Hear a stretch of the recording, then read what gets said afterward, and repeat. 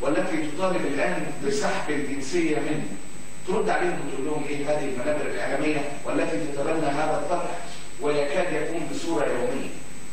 وأنا أقول هؤلاء يعني لا يهمني كلام هؤلاء، لأن كلامهم غير منطقي، غير مطابق للواقع، غير مطابق للحقائق.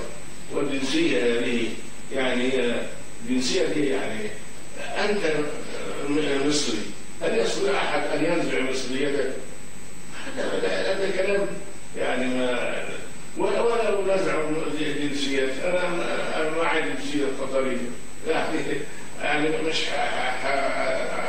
أمشي في الطرقات بدون، أنا أعتبر نفسي مسلما، أحمل الجنسية الإسلامية والجنسية العربية، أحمل أي بلد عربي أنا أكون عربيا فيها، وأحمل الجنسية المصرية، وأحمل الجنسية القطرية، وأحمل الجنسية الفلسطينية اللي أعطوني جنسية حينما زرتهم، ويعني هم عارفين إن أنا معي جنسية، ولكن أعطوني جنسية، وأحمل الجنسية التونسية، وأحمل الجنسية الإسلامية من بلاد شتى.